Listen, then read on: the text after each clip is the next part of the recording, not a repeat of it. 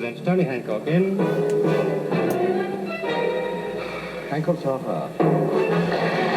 I don't know. Whatever will they think of next? Have you ever been sawn in half, Sid? Loads of times. Yes, very funny, Sid. I was only joking. Now it's work. I'll ask you again. Have you ever been sawn in half, Sid? I'm telling the truth. I used to be a magician's assistant. They're usually beautiful young ladies, aren't they, Sid, with long legs? In other words, the exact opposite of you. I've got long legs. I'm beautiful. Anyway, the magician was a woman. You know, role reverse and all that. 1970s. I was part of the first Sawing a Man in Half act. I'm a trailblazer. Well, half a trailblazer anyway. So when did all this happen? Years ago, before you knew me. Before I was a policeman, that is. I think I would have noticed if you'd walked through the door of the station in two pieces, Sid. Or is that what those hinges are for? Don't be silly, Hancock. It's a trick. You don't actually get sawn in half. Then that makes it an offence, Sid, against the Trades Description Act. What's the point of it all? A lot of disappointed customers who don't get to see you die a horrific and gory death. Sawing a man in half is a trick designed to entertain and fascinate the public. The mystery of magic, the occult and the Orient. Well, would you believe it, ladies and gentlemen, and right before your very eyes, here it is, the case for you, Sid. A woman claims she was kidnapped by a man who tried to saw her in half. Yeah, and they won't expect me, Sensational Sid, to know all the tricks of the trade, will they? They won't be able to hoodwink me. I used to be a member of the Magic Circle, I'll have you know. So, Sensational Sid, what happened? I left. I couldn't relate to it. A lot of old men with wrinkles, big noses and bald heads. Shame. A few more years, Sid, and you'd have fitted right in. Anyway, Debbie McGee's coming to see us in a minute to tell us all the horrifying details. Well, blow me, not the Debbie McGee. I based my whole act on her when she was with Paul Daniels, including the twirl. The thought of you twirling has left me feeling a bit queasy, Sid. No, there's no Paul Daniels listed. She's here on her own. There won't be. The geezer's dead. I thought she was the one being cut in half. The saw must have slipped and twanged round and cut Paul's head off. Oh, thank God. Are you Hancock's heroes? At last, someone who believes me and will listen to my story. Here at Hancock's Heroes, we're always ready to give anybody a hearing, no matter how ludicrous, unlikely and ridiculous their story is. Yes, we're all ears, at least Sid is. So you're Debbie McGee.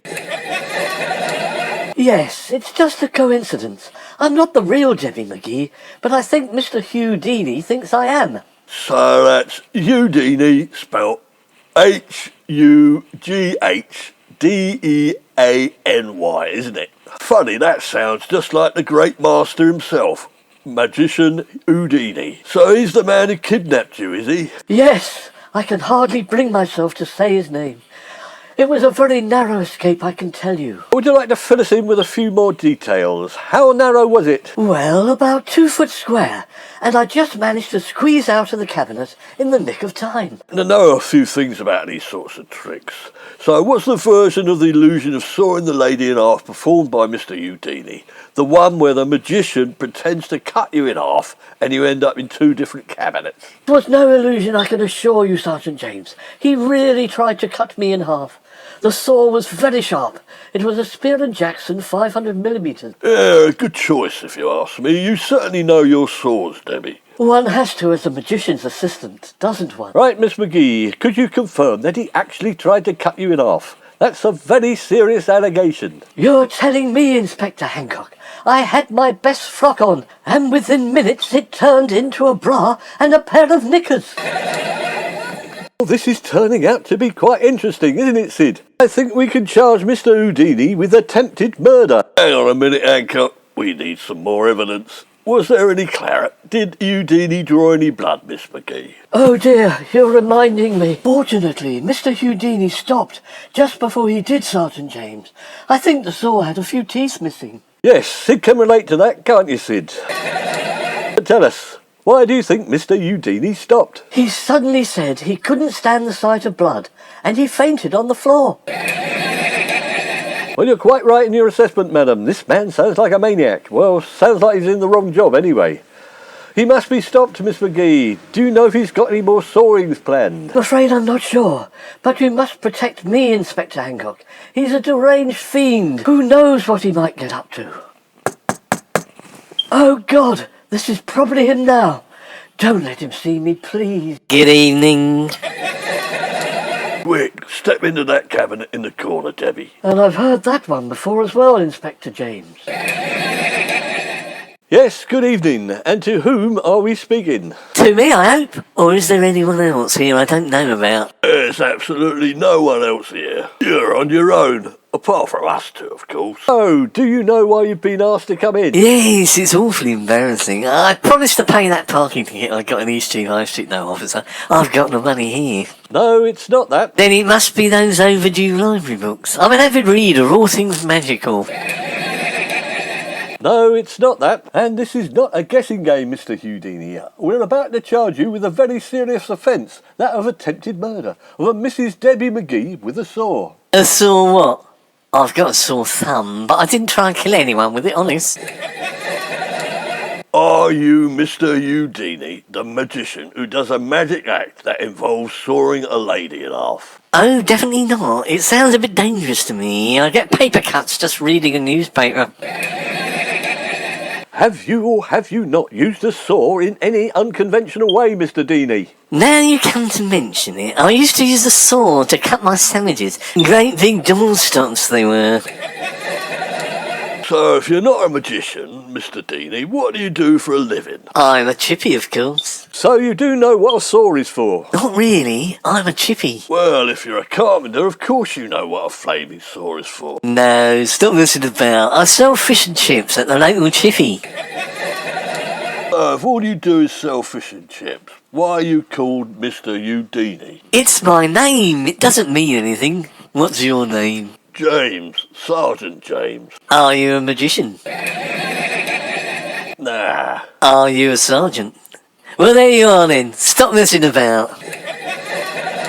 Your names are the same as a famous magician credited with inventing the magic trick, sawing the lady in half. Explain that, will you? Doesn't mean I done it, does it? I know Mr. Smith, but he doesn't make horseshoes. We've got a problem here, Miss McGee. Could you come out and help? Yes, that's him, the madman. Don't let him anywhere near me. Good morning, Cheeky. Do you want another go? Absolutely not. So it was you who tried to butcher Miss McGee. Oh no, I deny it. Have you got a split personality, love? How dare you? You murderer. I think I've found a way to resolve this, Mr. Houdini. Upstairs, I've still got some of the equipment from when I used to be in a magic act, Jesse and James. I was James, and I know how to get sawn in half properly.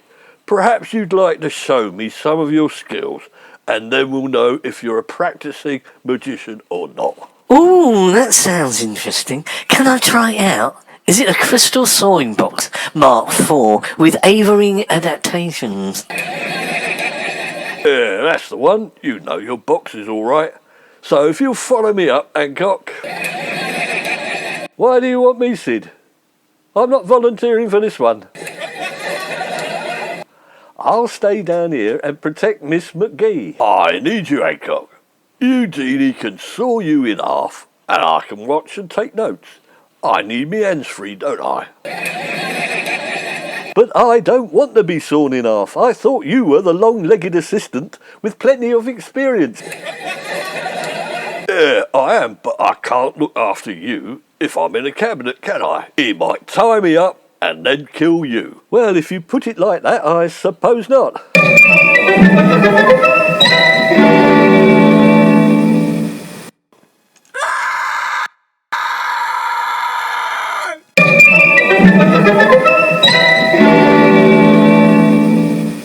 Well, it was only a nick. I needed my appendix taken out anyway, apparently. Eventually Sid fought him off, but he disappeared in one of Sid's cabinets, and we haven't seen him since. However, we are not downhearted. These are just some of the perils of being Britain's first private police company, Hancock Zeros.